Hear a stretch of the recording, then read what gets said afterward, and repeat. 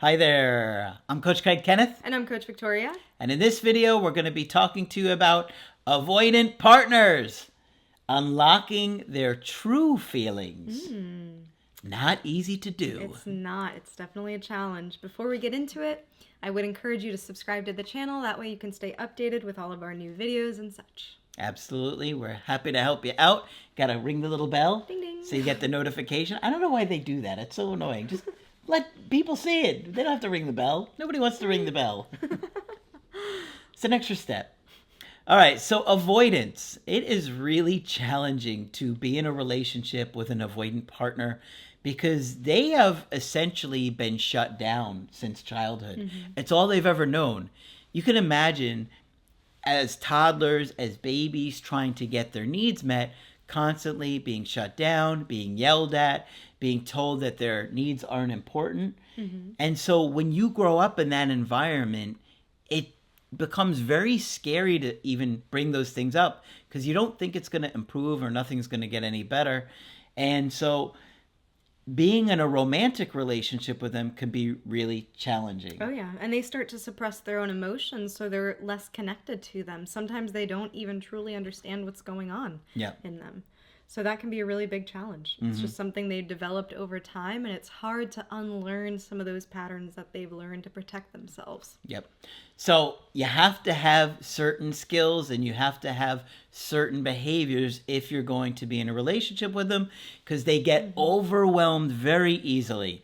Now, if you don't want to date somebody that is having these issues, that'd be totally understandable. And it's something that you really want to think about.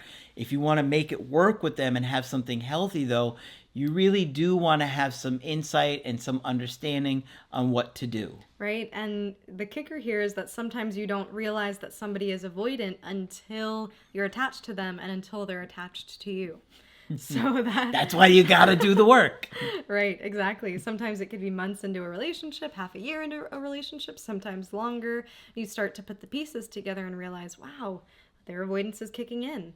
They're starting to push me away. What's happening? What's going on? Yeah, it's so interesting because when we launched the channel, nobody was talking about this stuff. Nobody was even educating anyone on this stuff. Even few clinicians were really sharing the information. But as time has gone by, people start to hear things and share more information. And so now people are a little bit more aware of attachment styles when they start to date. But it could be such a shock because this person who looks so great and so wonderful, telling you everything that you wanted to hear, is all of a sudden acting like a completely different person. Oh, yeah. And while the information is out there, it doesn't mean that we have the best gauge on what's going on with ourselves. We were just talking about how avoidance can be very disconnected to self. A lot of times they come off very secure in the beginning of a relationship. They might even say that they're secure. Oh, yeah. My childhood was great. Right? They might not see some of their own blind spots. So Might. often it happens. You're very kind. Some avoidants are aware that they're avoidant, and they'll give you those little hints in the beginning. They'll sprinkle them in. By the way. By the way, I kind of don't have emotions, and I'm kind of like a robot. By the way, I'm numb and I haven't felt anything since the 80s. Huh? But let's keep watching the movie. But you're only 25. How did that happen? And so we want to give you some tips and tricks on how to foster some more of that connection, how to manage being with an avoidant partner, and how to draw some intimacy with somebody who tends to shut down. The very first thing that you want to think about is to not take things personally. Do not take their avoidance personally. And this is something that is much easier said than done because we see somebody close up in front of us. Most of our automatic responses are, oh my gosh, did I do something wrong? Oh my gosh, was I overbearing? Was I annoying? Did I push too hard? Maybe I didn't do enough in one area or another. And so we have the tendencies as humans to blame ourselves. And this can really pop up with an avoidant partner. So try to not take their avoidance or their shutdowns as a personal attack or as pushing you away. They tend to close up around people that are closer to them. And I know that can be difficult because they can be generally distrusting, but sometimes they will be willing to be open and vulnerable with maybe a friend, maybe somebody who lives in a different continent that they catch up with 2 times a year, but to you, they don't share some personal details. So this can be something that's tough to deal with. Absolutely. And having the emotional self-control is going to be really, really important. It takes a lot of patience because so often you're going to feel them pulling away, and we can feel when people are distant. We can sense that something isn't quite there in the connection. And so you're not going to know what to do because you're going to want to keep trying to repair it because you care about them. But the more you try, the more they kind of back away. Oh, yeah. And you would be so surprised with how much information somebody who's more avoidant will share if they're given the space. You know, sometimes we'll try to corner them or ask specific questions or try to get this information out of them, and they're just not budging. But in the moments where you might not even be focusing on anything at all, kind of looking out into space, they just start revealing some things about themselves. So it does take a lot more awareness, and you have to have that kind of an open attitude. You know, I talk to some clients that will tell me, well, you know, during the breakup or leading up to the breakup, we would have these conversations and I would say, talk to me, talk to me. And while I see where you're coming from in that, you know, you want your partner to be able to open up and trust you, and you want to encourage them to be expressive, them being put in that position where they're being told to open up can seem very forced, can seem like pressure, and a lot of times it has the opposite effect. Yes. So a big component of that is that you have to learn to soothe yourself. And that is not easy to do because you want to feel connected to them, which is normal and it's natural. But you have to give them that space and allow them to back away and kind of shut down for a while. It's kind of look at it like they need to power back up. Yeah. They need to charge, right? They have to get, you got to plug them into the wall and let them charge. And when they're ready, then they're going to be more likely to have the power and the energy to share what's going on with them. Right. And some people who are more avoidant, they might like and enjoy to do certain tasks alone. That might be their form of recharging. And they might want to be with their friends or be with other people without you sometimes, to have their own support system, to have things that are solely theirs. You know, that feels good to them, that feels safe to them. And because they value independence, it doesn't mean that they don't value you. You know, it just means that they really value that time on their own where they can be a person independent from you some of the time, at least. And it can feel so personal, especially when you're anxious. We can be so sensitive to those tiny little details, those little things, those little moments where they want to go do something. They want to go to the flea market with their buddy, or, you know, they want to go watch the fight at, you know, a bar with a couple of their friends. And you're like, well, how come you're not inviting me? I would like to go see this fight, or I want to go watch that game with you too. But they need that time in order to kind of socialize and bond with those other people and just have some space away to be themselves, to be independent. Exactly. Another big point is that the devil is in the details. So somebody who's more avoidant, they might share their emotions, they might share their concerns in a very small and subtle comment that you have to listen really closely to. Oh, that is so true. Yeah. What they can say one little thing. Like one tiny little comment for them feels big, but for you, you could easily overlook it. Yeah. And it could be something as simple as, man, I'm just a little bummed that this situation happened at work. But it's really not a big deal, you know. And so it will be something small and subtle like that. But when we're talking about how to get somebody who's more avoidant in a place where they feel emotionally safe, when those comments are acknowledged and noticed, that feels so good. That feels like, wow, somebody actually heard that. Wow, somebody actually paid attention. Wow, they actually care. And I did want to talk about this thing. I just didn't want to show that I wanted to talk about it. So you being able to acknowledge those small moments can be something that encourages them to continue opening up. And on the flip side, the opposite happens too. Yeah, I wanted to share a quick story, though. I was just talking with my stepbrother the other day, and he's pretty avoidant. I would say he's like a fearful avoidant. He's more anxious. And so when he feels like he's going to be abandoned, he almost wants to sabotage. And we had a long conversation about how recently he started to wonder that, maybe his girlfriend was going to leave him. The girl he's seeing is maybe she was losing interest, or she could just end the relationship. Now, the relationship was fine, and they're not having any issues from her. She's not doing anything. But he was saying to me, I feel like I'm going to sabotage, that I want to sabotage the situation. And he was able to say it to her, because he told me, I said, tell me more about that. What does that feel like that for you? Because, it's nice to hear avoidants share their inner world, right? So he was telling me, well, I just think about excuses to end the relationship, and I'm just finding reasons that aren't even there.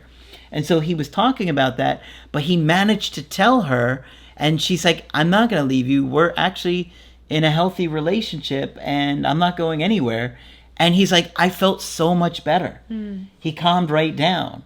Yeah. It was really great to see. And it's interesting to think that our behaviors can have such a positive impact on our partners, but it's true. I know on the channel, a lot of times we're talking about mistakes not to make and be cautious of these behaviors that are needy and clingy and whatever it might be.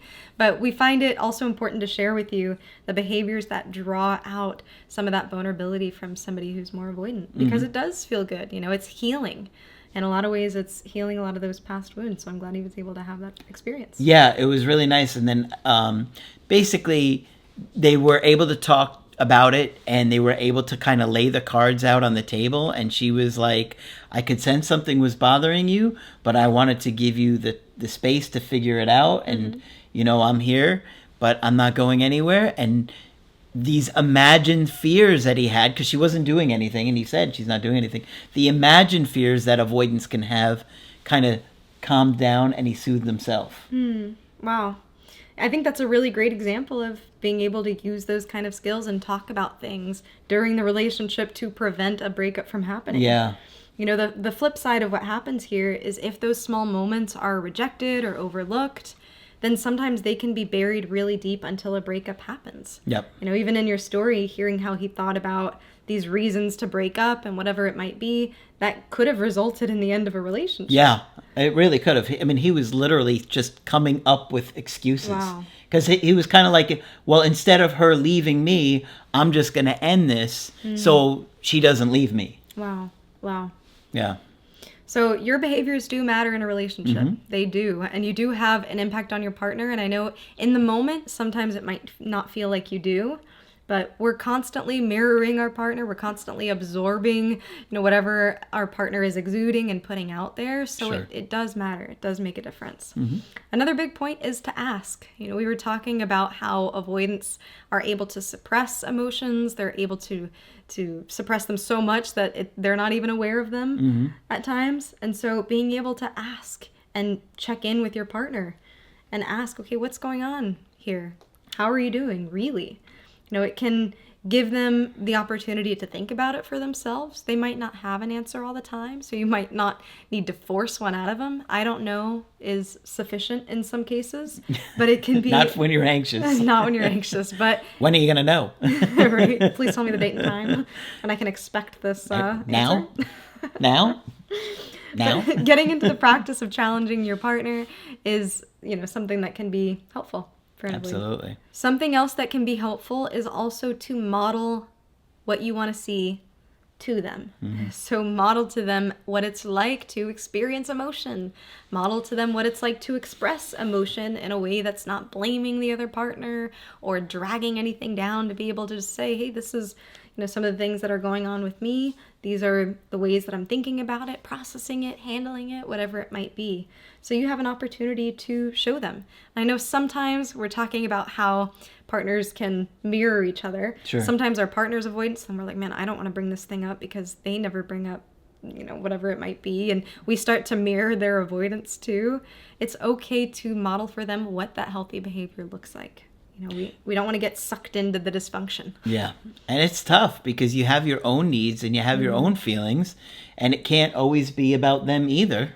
So it's not easy to find that balance. Yeah, it can be a challenge.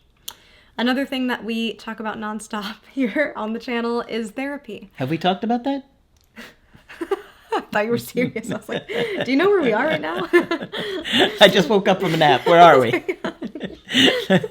We're on Kenneth's channel. Of course, we're going to talk about therapy. Oh, okay. Oh, geez.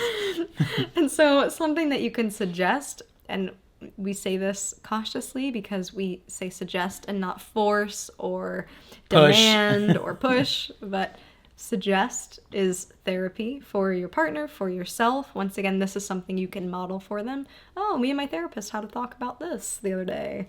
So you can model to them what it's like to take care of your mental and emotional health. And if they're unreceptive to therapy, some of you have partners who just don't believe in therapy.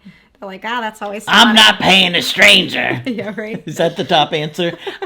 I'm not paying a stranger to listen to my problems. Yeah, right. What are they gonna do? They're not going to help. So if your partner is unreceptive to therapy whatsoever, think about other forms of therapy. And I mean social support. I mean touching some grass and being out in nature. I mean different ways that they are able to slow down, connect with themselves. That could be a start. Get them a pet turtle and be like, that's you. You're that turtle. Or a hedgehog. Yeah, like an armadillo. Yeah, right. Which one of these animals do you most represent? The turtle, the hedgehog, or the armadillo? So you have to be cautious in the way that you present therapy, but being able to suggest it and also share how important and helpful it's been for you can be, something that encourages them. And one of the things that could be challenging is that after, they open up, if they do have some times where they've opened up and shared something that's bothering them or that's going on, afterwards it might overwhelm them and like it kind of sits with them. Like it's just this feeling of, should I have done that? I'm not sure if that was a good idea. It's kind of like this lingering feeling, this hangover that they might need that time again to process because it was too much. Yeah, and you have to think about it. What we conceptualize as oversharing is different based on how much we typically share with others. So if somebody is more avoidant, they might think, oh man, I overshared about my life when they gave you maybe some small detail about something. So there might be ebbs and flows in a relationship where somebody might be more willing to talk about their experiences, their feelings, and then there might be moments where they're feeling stressed and they kind of revert back to those mechanisms that protect them. Absolutely. It's not easy to be with somebody who struggles to communicate because relationships are built on communication. And if you're not able to communicate, it can lead to hurt and anger and resentment. And so that's why we're saying, like, look, if you're not able to be with somebody like this, if that's not for you, that's okay. Because it might be too emotionally exhausting or overwhelming or tiring, or maybe you feel like you need more. And that would be a personal decision. But if you do want to date somebody who struggles with these issues, in order to have something healthy, you're going to have to be more patient and have more skills to get that connection with somebody who really struggles. Right. And they also have to be willing. So their avoidant attachment isn't solely your responsibility to try and fix and, snap them out of it or heal them through it. But, if you care about somebody, and typically these things start to pop up once you get attached and those feelings of love are there, then typically people are more willing to put effort into the relationship and help their partner heal. Not be solely responsible for it, but through the relationship, naturally those things heal as you practice these skills. Yep. It takes time, it takes patience, and it takes emotional self-control, which may be the most challenging aspect of it. Because your patience is going to get tested. Exactly. And there will be moments where you have emotional needs, where that person might be going through stress and is in an emotional shutdown. So that's the real challenge, is how are you able to take care of yourself? And you might choose not to. You might say, well, I'm going to need a partner who can give me a little more here. I'm going to need a partner who can really, bounce back ideas with me, who is able to be vulnerable very easy, who's able to empathize with me on a very deep. So these are some things that you have to consider. Absolutely. All right. So hopefully this one's been helpful to you. And of course, if you want to get our help personally, you could do that on my website, askcraig.net. I do email coaching and I do Skype. Coach Victoria is also available for Skype coaching. I'm here whenever you'd like to chat. Just click on her name on the top of the website to schedule with her. But that's it for this video. I'm Coach Craig Kenneth. And I'm Coach Victoria. And we will talk with you soon.